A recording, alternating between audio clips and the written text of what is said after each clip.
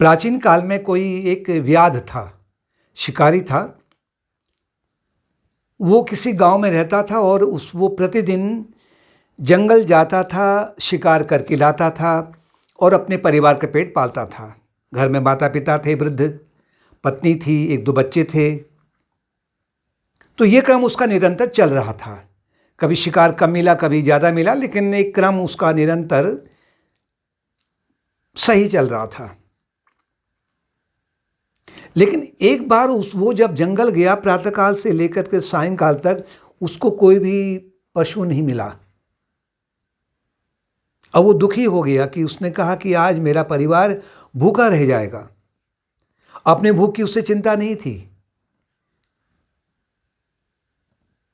बड़ा व्यथित हो गया, वो चिंतित हो गया, शोक में डूब गया। अब कहने लगा कि अगर जब मैं शिकार नहीं है मेरे पास में, तो मैं घर कैसे जाऊं? जैसे भी जाऊंगा वो तो आश लगाए बैठे होंगे। तो इसी उधेड़-बुन में वो सरोवर था एक जंगल के पास में, उसके पास में बैठ गया। शाम हो गई थी, रात भी होने लग गई थी। चांदनी रात थी, पूरा सरोवर चांदनी से नहा रहा था। शीतल मंद सुगंध वायु बह रही थी, पुष्पों की सुगंध भी आ रही थी। शांत वातावरण था। लेकिन इस सुंदर और मनोहारी प्राकृतिक दृश्य तो उसके लिए जैसे कि कोई बिल्कुल मूल्यहीन हो चुका है, उसे कोई मतलब ही नहीं है। बस उसके मन में एक यही है कि आज मेरे माता पिता का क्या होगा? भूखे सो जाएंगे, पत्नी भूखा सो जाएगी, बच्चे भूखे सो जाएंगे। इसी उधेड़-बुन में उसने जब वो सोच रहा था, तो उसने देखा कि उसके बगल में एक पत्थरों का थैला है। छोटे छोटे जो कंकर होते हैं पत्थर के, उसका थैला पड़ा हुआ है। और उसका हाथ उसमें गया तो उसने अचानक एक अबोध रूप से, यानी कि उसको ध्यान नहीं गया, तो ऑटोमेटिक उसका हाथ उसमें गया और उसमें से उसने कंकर निकाले और उसको जल में डालने लग गया। जब वो डालता है तो वो बार बार सोचता है कि मेरी पत्नी का क्या होगा, वृद्ध माता पिता का क्या होगा, बच्चों का क्या होगा, उनको भूख लग रही होगी, उनको नींद नहीं आई होगी। तो जब वो सोचता है तो एक एक जो पत्थर का टुकड़ा है वो सरोवर में डालते जाता है। लेकिन जब उसमें डालता है तो आवाज़ तो आती है उसमें सुंदर सी, लेकिन जब वो डाल रहा है तो वो पत्थर के जो टुकड़े हैं वो चमक भी रहे हैं। उस ओर भी उसका ध्यान नहीं गया।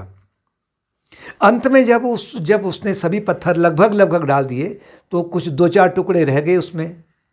तो उसने कहा ये चमक रहे हैं, ये है क्या आखिर? ये जो टुकड़े हैं पत्थर के, ये क्या है? तो उसने उसे हाथ में लिया और मन को वहां पर पहुंचाया तो देखा तो ये तो कीमती पत्थर हैं।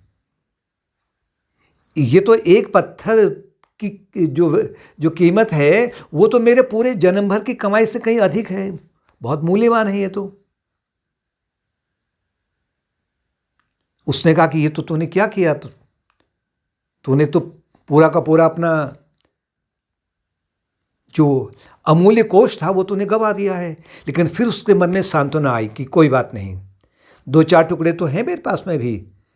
उसको लेकर के वो जब अपने घर गया, घर जाने के बाद में जब एक पत्थर के टुकड़े को, जब वो जो कीमती थे उसे लेकर के जब वो गया, बाजार में गया, तो वहाँ उसने देखा कि एक पत्थर का जो टुकड़ा था उसका जो उसे मूल्य मिला वो उसकी आशा से कहीं बहुत अधिक था।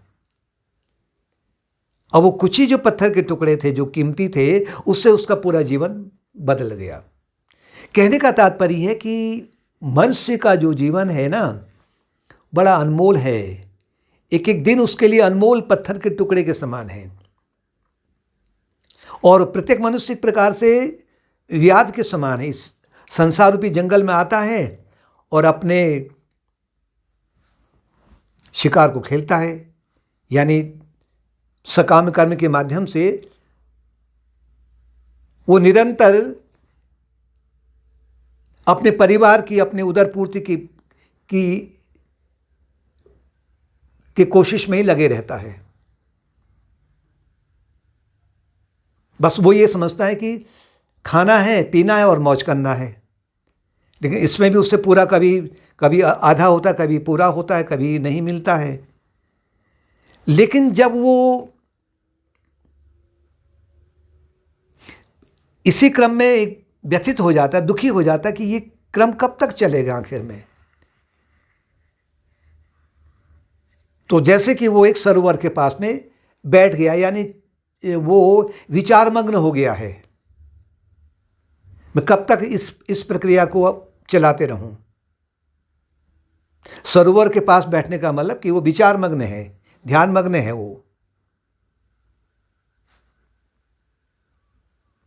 वो देख रहा है कि मैंने जो मेरा जीवन है ये प्रत्येक दिन एक प्रकार का एक कीमती पत्थर है, लेकिन अब मैंने जो अधिकांश जो मेरे दिन है, मेरी आयु है, मैंने इस तरह से गवा दी है। पत्थरों के समान में मैंने उसे सरोवर में उनको नष्ट कर दिया है। लेकिन फिर उसके मन में एक भावना ये आती है कि अभी तो कुछ दिन और हैं, अभी आयु है थोड़ी बहुत। बस जहाँ से उसे ये समझ आ जाती है तो उस आयु का वो सदुपयोग करने लग जाता है। वो सदुपयोग का तात्पर्य है कि उसे अब ज्ञात हो जाता है कि मनुष्य जीवन का जो प्रत्येक दिन है वो एक एक पत्थर, कीमती पत्थर के समान है, जिसका मुझे सदुपयोग कर लेना चाहिए। भगवत शरण में जा करके, ईश्वर चिंतन से, साधना के मार्ग से मैं अपने जीवन को सफल कर लूं।